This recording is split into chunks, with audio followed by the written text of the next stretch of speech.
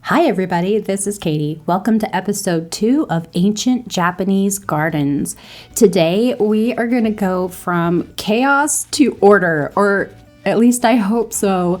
During the first episode, I told you all about my new design plan and all of the cool new things that I had in mind and introduced you to the villagers. But now I'm left with an island that has absolutely no structure to it, and I need to be able to start. I have 2 different areas in mind. We need to do a little bit of a town center area as well as kind of the out of town environment for at least most of the villager homes. And so here is what I'm faced with. Where do you start? And this is a really common question that I hear from people when they're designing either from scratch or if they are trying to switch over their island from one theme to the next, and that is, where do you start?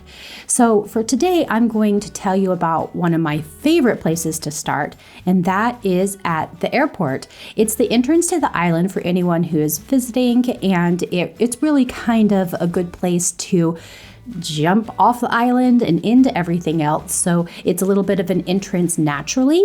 If you were going to pick a second spot, I would say to start around your basic resident services building. And mine are sort of lined up, not perfectly, but definitely they're going to be related to each other. So that is what I'm going to do, sort of start with the airport entrance area and do a little bit of structure and organization around resident services. My big plan for the map on this particular build is to put together all of the town center, the regular buildings, things that would associate with town towards the airport and resident services in the very middle front of the island. And then everything else is going to be up into what I'm hoping will be hills or mountains up on the edges. So the town is going to be in a little bit of a valley, kind of a bowl that cups its way around, and I'm going to be terraforming and lifting the land up on the other edges. So all I need to do now is figure out where all of these big town buildings are going to go and kind of put some basic path structure in place. So that is my goal. I've got a lot of little things here, and I'm just going to get some of these little tasks out of the way, move some buildings and cut down some trees and get this area cleaned out for the next step of the project.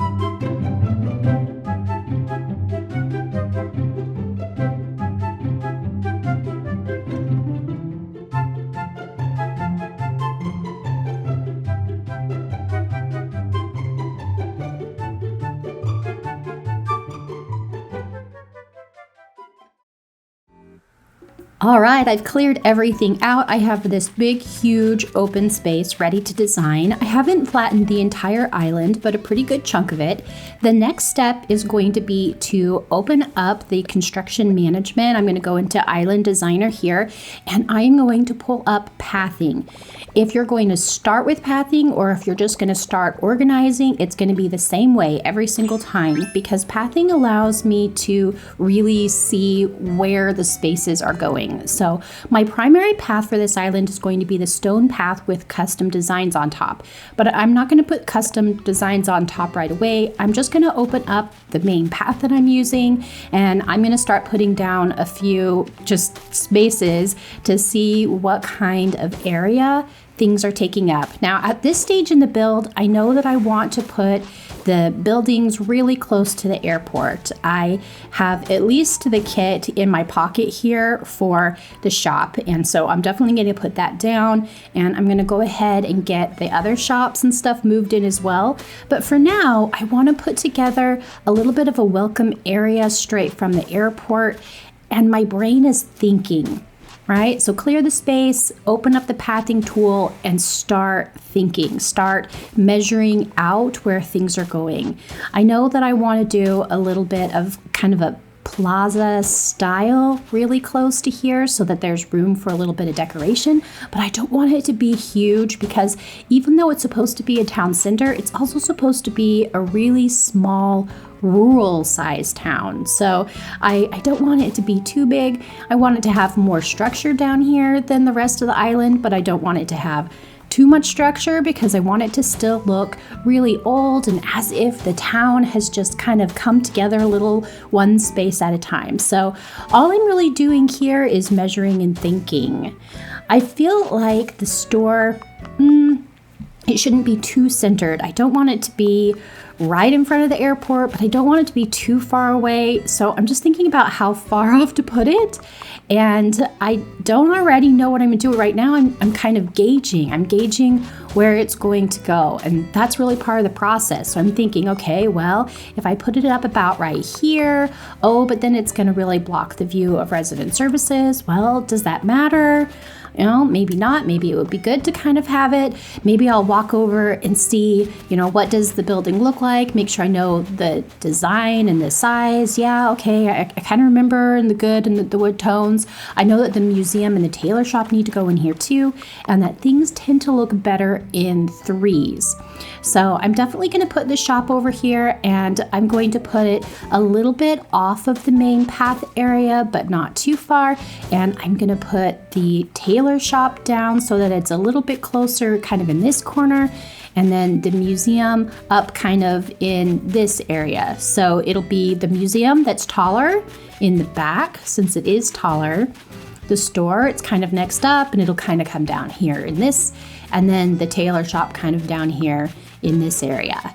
So I'm just going to put pathing in place so that there's gaps that are open and ready for the shops to go in, and I'll meet you back here. I've been doing a little bit of mapping with the paths, and here is what I've come up with so far.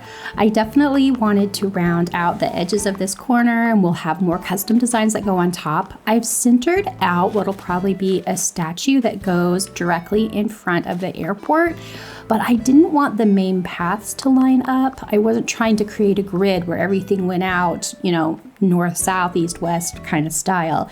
So I've definitely taken the path and made it a little off center. It's a little lower over here and a little higher over here, and then not quite centered off this top part, which actually worked out perfect because it goes up near resident services just the way that I wanted.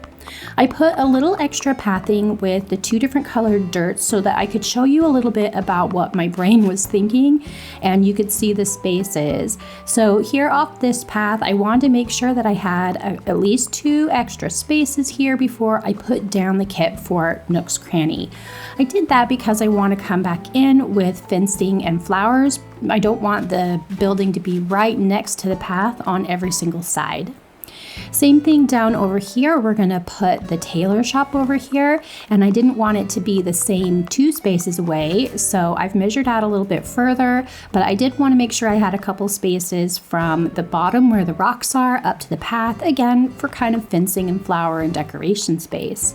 So I'll go ahead and leave 4 spaces over here, and then we'll start the tailor shop. And this is where it gets extra tricky. So the tailor shop is going to be 4 spaces deep once I put it down. And then behind the tailor shop, there's not a lot of good visibility right behind the buildings. And I like there to be a little bit of height. So I'm going to leave intentionally 3 spaces so that I can put trees right behind the tailor shop. And then there are 2 spaces so that I have room again for fencing and flowers and decoration before we get back to the main path again where the museum will go. And then just to keep things so that they're a little bit uneven, I didn't want it, again, to be too samey. I'm going to do 3 spaces here before the museum. The museum will start here. It'll also go back 4 spaces, but it is so tall, it'll definitely need a lot more space to kind of block behind that building. So we'll leave at least 3 spaces for trees, but I'm actually going to leave a couple extra spaces so that I know I'll have room to kind of hide and cover things up. And then I think that is where the cliff is going to pick up from there. So these were just so I could measure out and see how far they're going, but that's what I'm thinking. Okay, we'll come in, we'll put the museum will go here. It fills out 7 long and 4 deep. And then I'll have enough room to make sure that everything is good. And I'm going to start pulling up the cliff here. Behind resident services, the path is going to come out into a lake, and the lake is going to be at the base of a waterfall that comes down from the upper cliffs. I'm really excited to put that build in place, but I'm not going to worry about it just yet. And then down over here in front of resident services, I wanted to make sure there was enough room so that I could still do a little bit more town decorating, kind of put together a community space. But then over here, we're going to go ahead and pull the land up, because again, I really want the town center area to be compact, fairly small, or at least as small as possible, and to be all in the bottom layer as if it's down into a valley, while everything else is going to go up. So I'll switch over to the map view here just so we can see how all of that is working out. So spacing wise, you can see what type of space everything is going to end up taking up in what I've already organized. And I feel like with a little bit of room for trees and decoration around it, I have put those elements pretty much as compact as they're going to be together. So I'm happy with this space. You'll notice I went ahead and put down the kit for the shop, but I haven't moved any of the rest of the buildings. I wanted to make sure that all the spacing and everything really lines up and makes me happy before I start using all the time and money to finish moving the rest of the buildings. So I definitely recommend doing that. If you wanted to, you could go ahead, let this building go in, and then you could decorate the space around it. And even though you have a map for where everything is going to go, you don't have to finish moving all the buildings until you finish decorating one. So I could always finish the store and then come over here and move the tailor shop and kind of play and decorate and move as you go.